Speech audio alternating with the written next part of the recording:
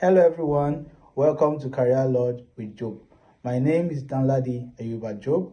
I am a PTDF beneficiary of the 2022/2023 academic session, and in today's video I'll be talking about the PTDF Overseas Scholarship which just opened yesterday. Now the scholarship is focused on sponsoring Nigerian graduates to undertake master's degree program or PhD research program in four countries: the United Kingdom, Germany, France, and Malaysia.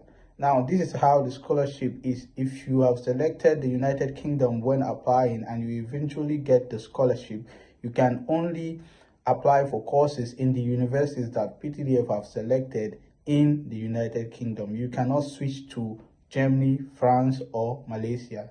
And consequently, if you have applied for course to study in Germany, France, and or Malaysia, then you can switch from Germany, France, and Malaysia. But sometimes switching to Germany is difficult because it's best that they already know those people who applied or who selected Germany as their first choice. So switching from France to Germany or Malaysia to Germany kind of a little bit difficult because they will also have to make other consideration when selecting applicants that are coming to Germany. Now, what do you need to apply for the scholarship? I'll be making a video on the guidelines and the criteria for selection and what documents that you need to apply for the PTDF scholarship. Stick around.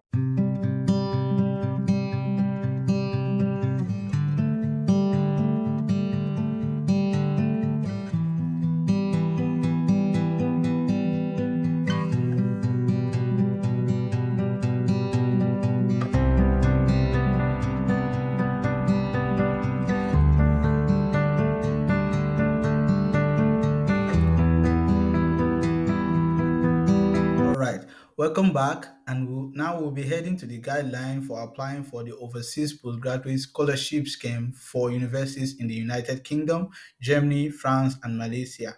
Now, what are the requirements for MSc applicant for the PTDF scholarship? The requirements are you must have a minimum of second class upper qualification in your first degree. Now, if you were not able to obtain the second class upper division and you maybe obtain the second class lower division, you should have relevant industry experience. This means that you must have worked in that particular course you graduated for quite a number of years when before making the application. And then the next that you must have completed the mandatory NYSC service. So an evidence is your NYSC certificate. But if you did not complete or if you were not if you didn't take up the service, you didn't do NYSC youth service, but you have an exemption letter, you can upload it. Then the next one is you should possess 5 O-level credits in including English and mathematics. So this there are some people that will say, "Oh, I have 2 sittings. I wasn't able to clear all my subjects in one sitting, but I have 2 sittings. Can I still apply?" Yes, you can still apply, so long you obtain credit in English and mathematics in the 2 sittings. So either you have English in one sitting and you don't have math in the first sitting, but in the next sitting you have English. So you should make sure that the two certificate or the two WAEC results or NECO result that you are showing, they both have English and math to you were able to get credits in English and mathematics. Then the next one is the statement of purpose. Now, this is where many people find it difficult to craft a statement of purpose or a letter of purpose. Now, you are not writing a letter to the PTDF agency or fund or to the ES. You are writing like you're writing a letter, not really addressing it that dear sir or dear ma or to the yes, whatever. You're just writing a statement that states why you want to undertake the course, what passion you have for the course, and how relevant it is to national development. So they've listed out what your statement of purpose should include. It says its relevance to the industry, its impact or its expected impact on national development. So in your statement of purpose, you put how you first of all had passion for it or how you came to know about the course that you want to undertake in your MSc study and how relevant it is to national development. And don't forget to mention your short and long term goals after your course or during your studies, and how that will be of national development. Yes. So you also need to mention that when you are writing your statement of purpose, to let them know that, oh, you're not just going to study there and live there, but you are actually coming back to also contribute to Nigerian development. Then the next one is applicants must have a NIN number. So having the NIN number will just be like for them to verify that you are a Nigerian. Yes. Then we don't have anything to do with the PhD requirements because I'm not targeting the PhD uh, applicants. Then for required documents, the first is your first degree certificate or statement of result for those that don't have their first degree certificate but they have their statement of results. So you can upload it. Then the next one is NYC discharge certificate. NYC discharge certificate, yes, it's vital certificate to have. And then the WAEC NECO result and the pin, yes. So you need to get your WAEC result and the pins that they can use to verify that these results are actually yours and they were not falsified.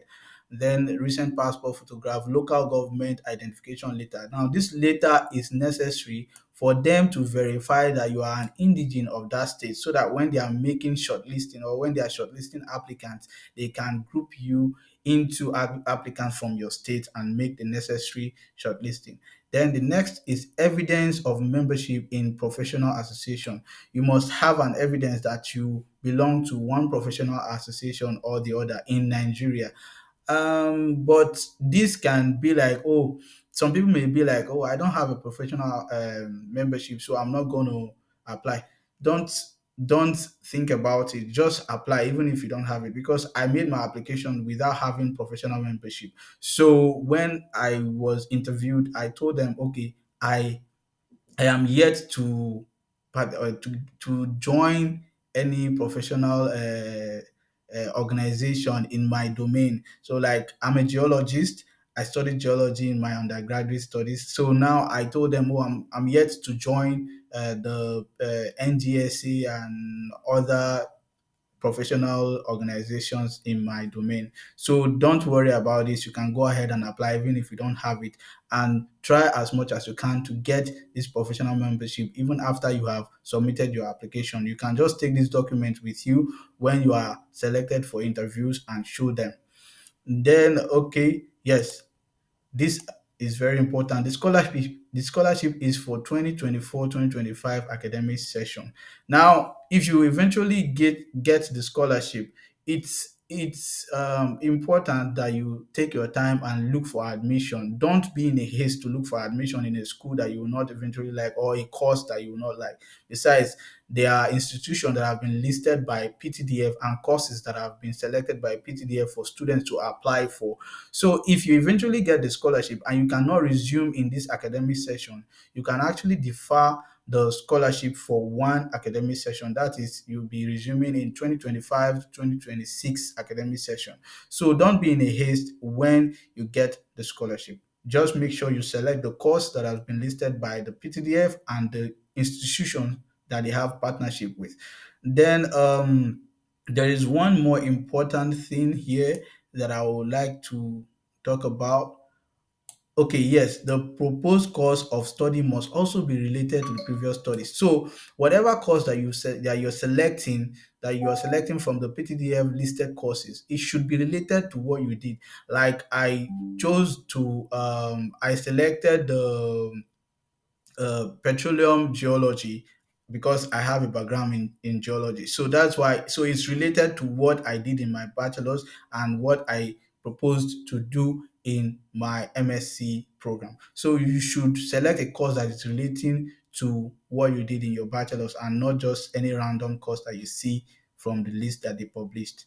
And then the next one is, yes, this is what I'm talking about. Candidates who have been sponsored by the fund for a scholarship category are ineligible to make another application for the same category. So if you have benefited from the PTDF before and you applied for MSc, you cannot apply for another MSc again. Instead, you can go on and apply for a PhD scholarship from them. So if you have benefited from one category before, you cannot apply for that same category. You need to apply for the next, which is the higher one, that is the PhD. And one important thing to note about the application deadline is that the closing date for application is Monday, March 18th, 2024. So before this date reach, try as much as you can to submit your application. Don't be in a haste to submit your application, and don't be too late to submit your application. So try as much as you can to submit your application at least or at most 3 days before the closing date of the application portal. Yeah, thank you.